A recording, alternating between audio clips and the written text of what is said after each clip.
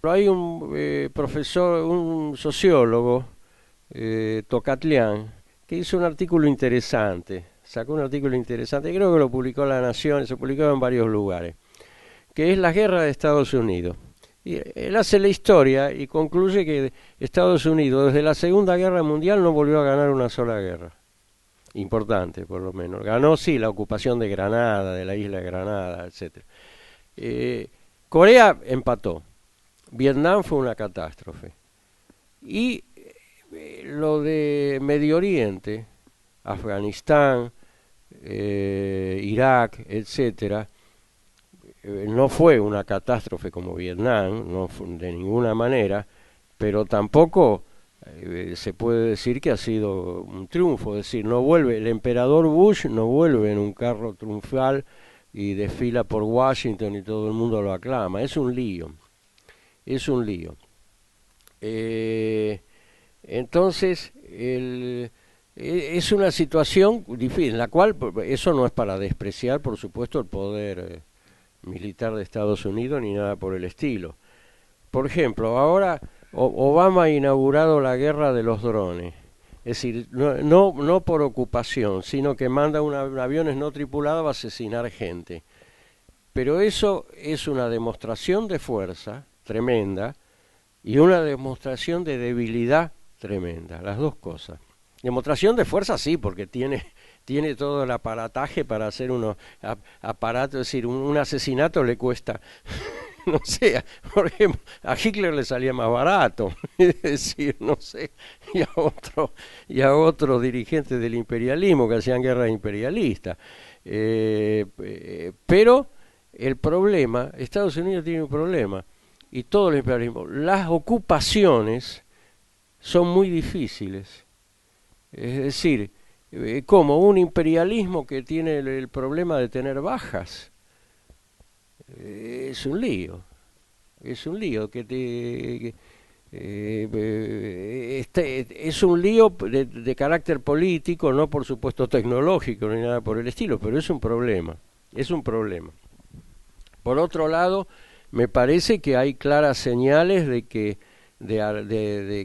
Estados Unidos está armando todo un escenario, no por supuesto de guerra contra China, pero sí por lo menos de apuntar los cañones en ese sentido. Y China también, porque está elevando a ritmo, a velocidad de la luz, su presupuesto de guerra, construcción de portaaviones, etcétera, etcétera. Bueno, ahí cuando empiece un proceso armamentista, algún día puede llegar el momento de que a alguien se le ocurra usarlo, usar toda esa ferretería, o sea, no solamente dejarlo allí que se oxide.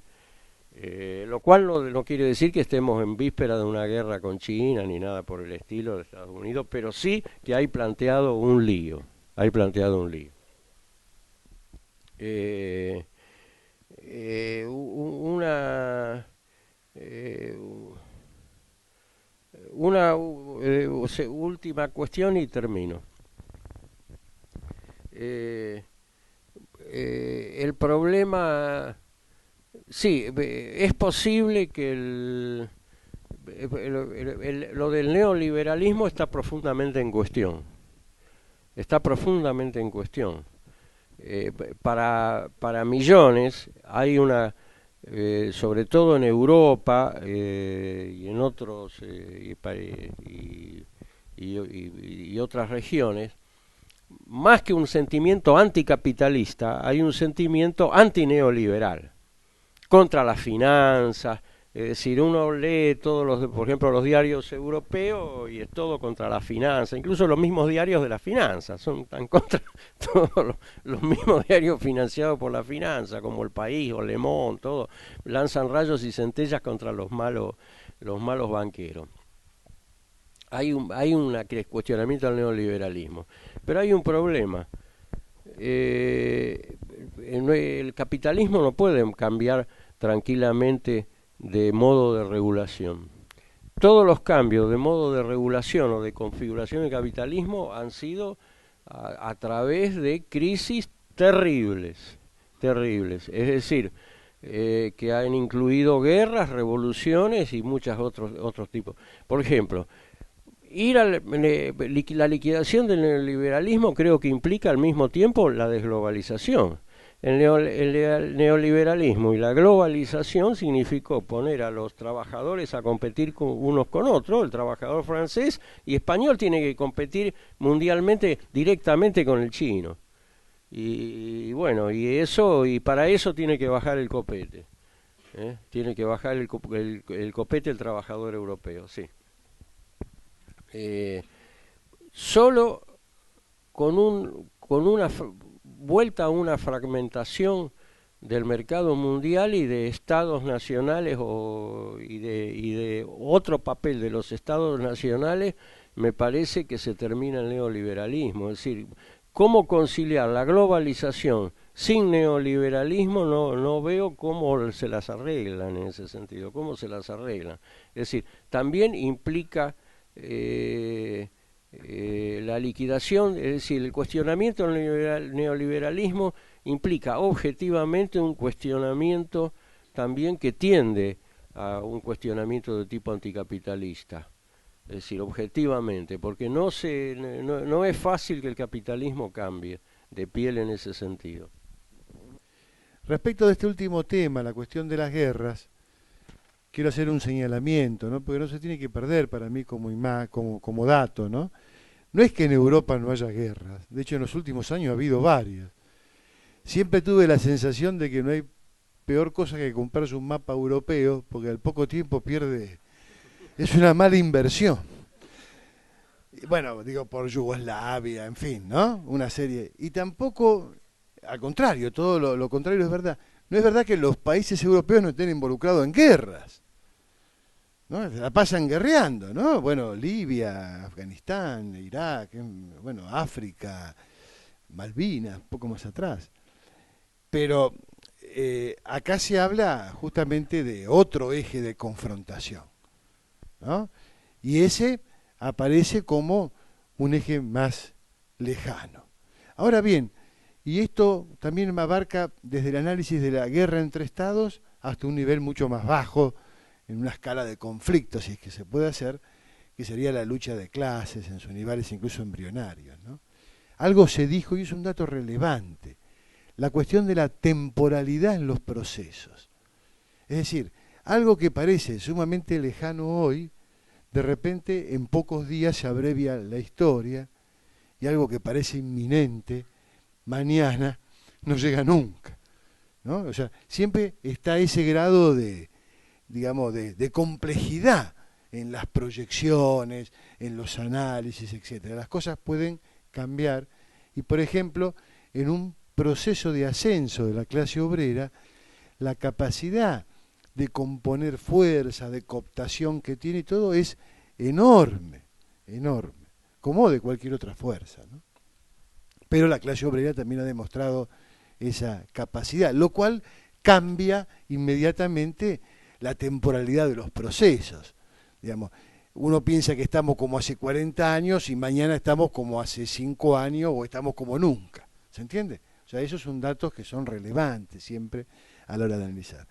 En tal sentido, siempre es importante ver qué se configura hoy en la realidad o qué se configuró en el pasado inmediato para hacer algún tipo de proyección, digamos, para no caer en la especulación y en suponer que todo se resolverá por el tiempo y sus aceleramientos y sus... Por eso tiene que ver también con desenlace de las luchas, etcétera, ¿no? En tal sentido quiero hacer 2 o 3 muy breves señalamientos, ¿no? Por ejemplo, cuando se pregunta sobre la composición de clase de los movimientos, por supuesto que, visto desde la abstracción social, aparecen como movimientos distintos y según sus metas y objetivos también, que serían 2 niveles de análisis de este asunto, ¿no? Entonces no hay que perder de perspectiva ese dato, lo cual en principio pues sería un sociologismo, ¿no? No se puede sacar ninguna conclusión a priori, hay que analizar justamente cómo se desenvuelve en la realidad ese movimiento, etcétera, ¿no? En tal sentido, ¿no? También es interesante ver esta cuestión del desplazamiento geográfico de la conflictividad, para ver si, ¿no?, el desplazamiento no significa que en realidad, digamos, dicho esto brutalmente, aparece algo en un lado o crece algo en un lado pero decrece en el otro. ¿Cómo ponderar esa cuestión? No es un dato menor, ¿no? Porque uno, si no, está más o menos levantando todo el tiempo la vista para localizar algo que por ahí le cierre a uno en su análisis, ¿no? Y hay que ponderar. Yo traté de explicar eso un poco al principio, ¿no?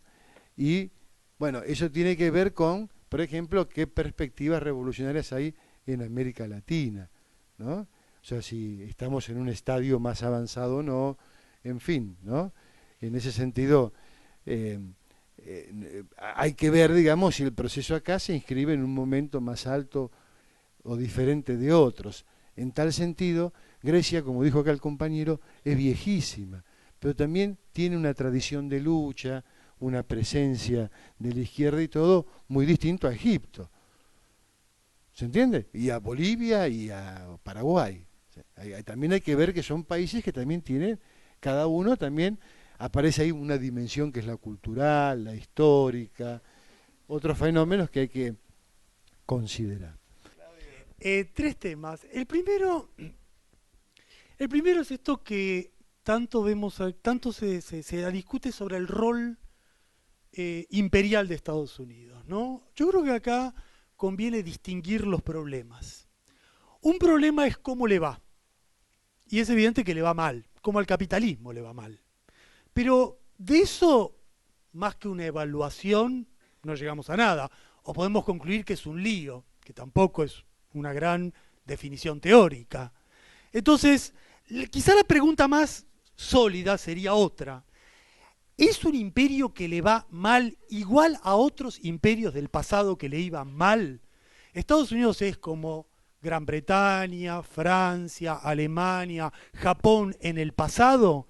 Bueno, esta yo creo que es una pregunta más relevante porque en mi opinión me permite concluir que no. Definitivamente Estados Unidos no es igual a Inglaterra en el siglo XIX. Y por esa razón, porque cambió Estados Unidos y cambió el mundo, cuando con toda naturalidad todos decimos que no va a haber una guerra entre Estados Unidos y Alemania, yo les confieso de que eso que es tan natural es un nuevo dato histórico. Entonces, cuando hay un nuevo dato histórico, lo primero que tenemos que decir es, bueno, ¿qué significado tiene? Porque hasta hace 40 años, cada vez que había una guerra, una crisis muy grande, por ejemplo, por buscar materias primas, había una guerra interimperial por quién se queda con las materias primas. Y esta vez no hay una guerra interimperial. Y este es un dato sobre el cual creo que conviene reflexionar porque no es un dato menor. A tal punto no es menor que no solo no hay interimperial, los imperialismos menores aceptan la protección del sheriff a través de la OTAN. Y eso tampoco ocurrió nunca en la historia. Bueno, segundo tema. El segundo tema brevemente es esto, América Latina. Acá hay una paradoja. América Latina fue la que empezó y ahora, en vez de seguir nosotros, siguen en Europa. Y las rebeliones nuestras se pararon y se fueron para allí. Tu pregunta, que realmente es muy, muy inteligente, ¿eso quiere decir que ahora las rebeliones cuando vuelvan para acá van a transformar nuestras rebeliones en revoluciones? Bueno, ojalá, pero todavía no hay ningún dato de que eso esté por ocurrir, ¿no? Porque hay dos características peculiares, me parece, de las rebeliones aquí. La primera es que muchas de ellas triunfaron, parcialmente en lo que triunfa una rebelión, y por lo tanto crearon un nuevo contexto de relaciones de fuerza. No hay una dictadura que sigue... Y en ese contexto ya han empezado a respirar. Y eso ha hecho que en los últimos 5 años haya en los países más tensos una estabilización de la lucha de clases. El otro dato es el dato por el cual importa tanto discutir bien la economía mundial. América Latina en los últimos 5 años crece por el aumento de las materias primas. Entonces ahí viene la pregunta siempre ridícula que yo escucho. Estamos en la mayor crisis mundial de la historia del mundo. Todo se cae, pero resulta que en esa crisis mundial que todo se cae, a nosotros nos va bárbaro y evitamos que las rebeliones se transformen en revoluciones. Hay algo contradictorio. O todo esto se está desmoronando y la gente en América Latina ha perdido deseo de lucha, o hay un cambio que conduce a que América Latina le venda materias primas a la China y por esa razón estabilice su economía y genere un panorama más confuso. Por eso hay que estudiar bien la crisis económica mundial, que no tiene respuestas blanco-negro como hubiéramos querido. Y el último tema sobre la clase obrera, es este punto. Efectivamente, como muy bien dicen los compañeros, hay rebeliones. Acá hay dos procesos que van juntos. Hay un proceso de reconstrucción de la clase obrera, pero al mismo tiempo un proceso de precarización de la clase obrera. Y el problema es que donde se reconstruye no se precariza. Se generaliza la clase obrera en China y por eso empiezan las huelgas en China y es un proletariado que puede producir cualquier día la gran sorpresa en el mundo, pero en el otro polo hay una precarización y eso cambia parcialmente el sujeto, ¿no? Por eso el sujeto joven, como preguntás vos, socialmente ¿qué es? Y bueno, es un sujeto en gran parte precarizado. Y eso me lleva al la última definición, que es esta. El punto clave es cómo esa juventud precarizada, socialmente más compleja para definir, que tiene enfrente sindicatos que a veces son hiperreaccionarios, ¿no? Por ejemplo, las comisiones obreras, que les pareció un terrible que se nacionalice Repsol. Yo creo que el punto clave es este, solo una cosa. ¿Cómo se reconstruye el socialismo? Que es la pregunta clave, lo que vos has dicho, porque la caída de la URSS no solo se llevó a los partidos comunistas, se llevó a los partidos comunistas y los trotskistas no pudimos o no pudieron, dejo abierto, reconstruir una alternativa distinta. Entonces, yo creo que hay una esperanza interesante al cual hay que prestar atención, que para mí es Grecia. Porque Grecia, a diferencia de otros países, mantuvo una tradición de izquierda importante, mantiene un programa de izquierda importante, razona en términos de programas y luchas que no se vislumbra en otros lugares como donde todo es más difuso, y por lo tanto, si en Grecia vemos un proceso político donde la izquierda gana protagonismo y centralidad, eso puede cambiar la historia en el campo del socialismo.